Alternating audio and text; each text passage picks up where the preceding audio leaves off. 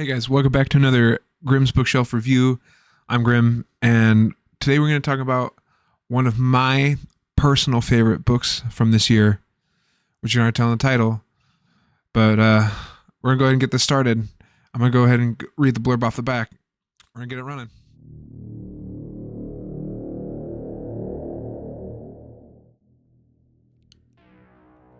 Joe works at a secret government facility that performs human experimentation. The inmates, after being subjected to extreme sensory deprivation, go insane. Their brains turn to mush. But if the procedure is done properly, these shells of humans develop a strange new ability.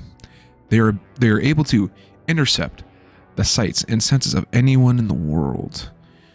Joe has used this procedure to catch terrorists, arms dealers, and drug lords. He is very proud of his work. But then, when Joe's teenage daughter comes to live with him, she starts having terrifying hallucinations. She sees a woman following her everywhere. The woman screams. The woman claws at her skin of her own face. The woman demands to be set free, and no one else sees this woman. Either Joe's daughter is having a mental breakdown, or the inmates have found her, and they've intercepted her mind. And that's off the back of the book. So the back of the book kind of explains pretty decently what this whole thing is about. I just realized I'm going to move my camera. One sec. Oh. There we go. Okay, sorry. It's bothering me. So yeah. Joe is essentially the bad dad trope. Deadbeat, whatever you want to call it. Like lost a kid in a divorce. Super lonely workaholic. He's filthy fucking rich. And just kind of like on his own. Out like the middle of nowhere. And Riley, his daughter, under some pretty, I'm gonna call it traumatic, really fucking, that's how the book starts. Like some super traumatic shit happens to Riley, and then she's supposed to come live with her dad. And it's like a really good, super awkward teenage daughter and disjointed father dynamic that's written really well. And hold on, I have a guest, I think. I have a guest. Say hi to Frank. This is Frank. He's a kitty. He's the best kitty. But anyway, it's written really well. Cat put me in a weird spot. I forget where I was at reading this.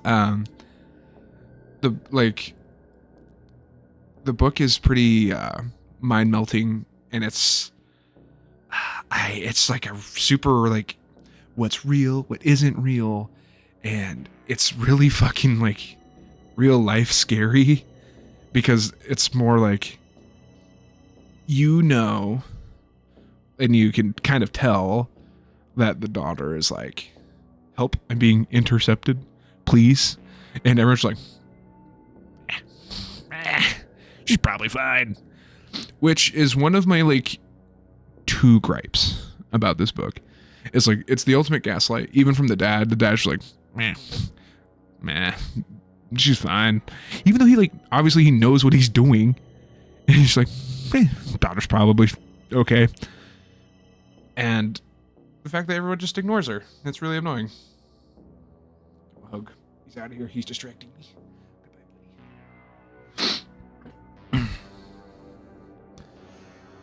I'm kind of just rambling about the book, and I know that, but just stay with me here. I'm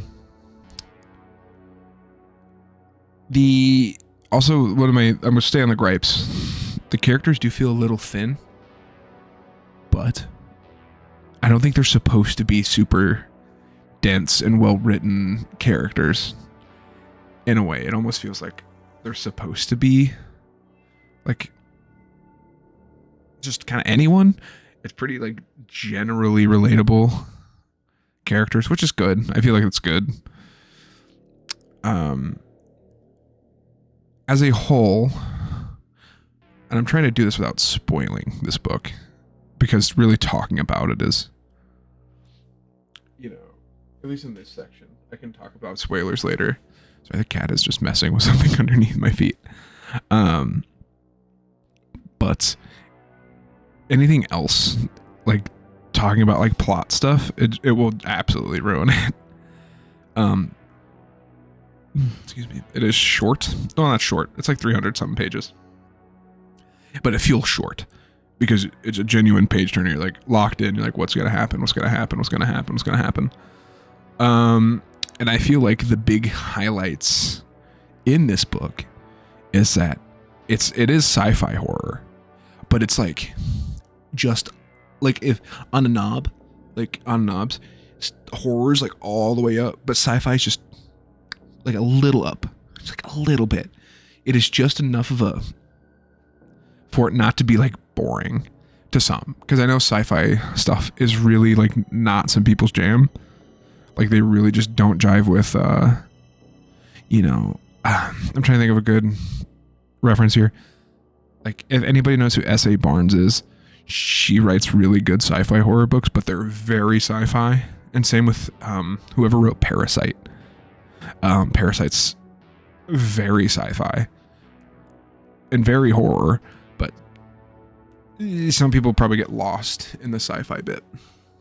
This is just enough. It's like just a squeeze, just enough of a dash to really pull you in and really let you explore the subgenre, which I really enjoyed because I've always liked sci-fi movies and sci-fi like horror movies like Alien and Predator and stuff like that, and The Blob and whatever.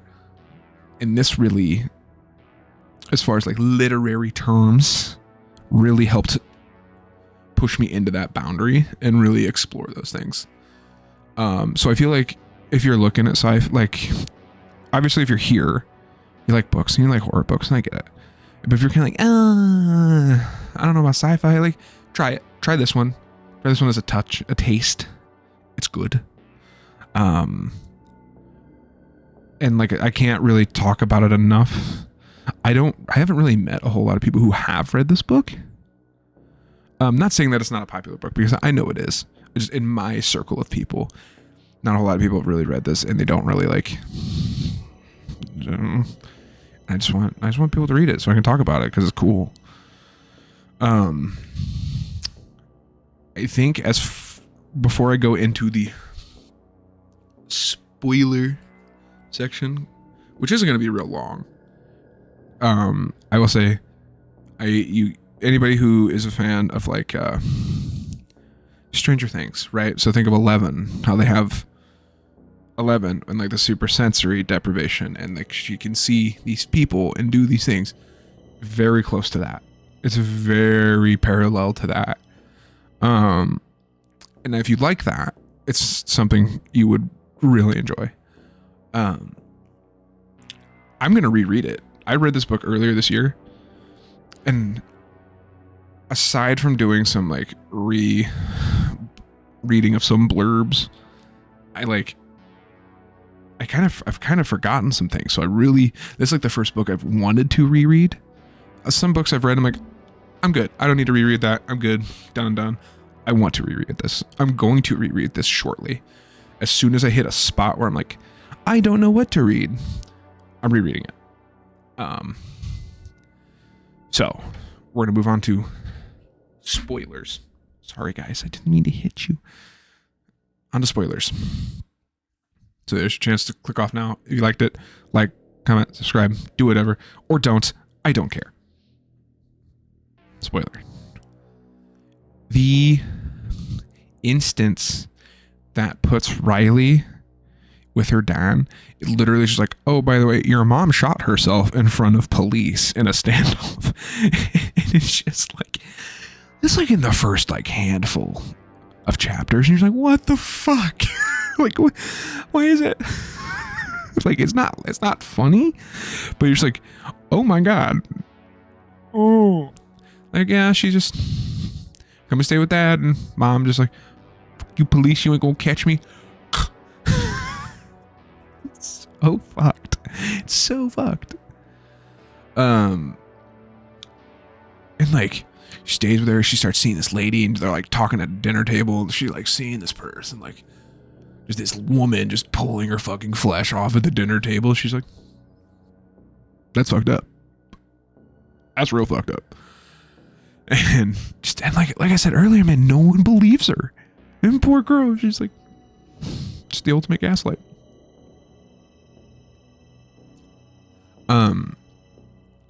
I do think, as a whole, in like a whole full story wrapped and tied into a little bow, good one book package. This is a really good instance of the human experiment trope, whatever you want to call it. It's like perfect for that. I realize I keep leaning this way when I talk, and I'm like leaning into the book cover. I need to like do it this way. So, but the book, I mean, it's fantastic. I mean, I feel like every horror fan who maybe has not read this book needs to, because it is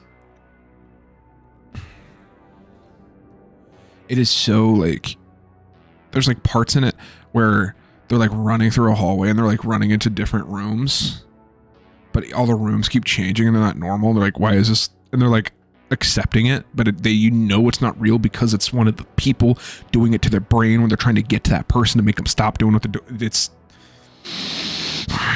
so good. Like dream within a dream type thing. It's so cool. It's very well written. It's really easy to digest. It's written like, I can't talk about it enough. I really can't. It's so good. But anyway, thank you guys for watching this. I'm gonna keep on keeping on, bro. I'm gonna be honest with you. I'm just gonna keep rocking out. If you're here this late, sweet, I appreciate you. If not, go fuck yourself. All right. Peace, love, rock and roll. You guys have a good one. Peace.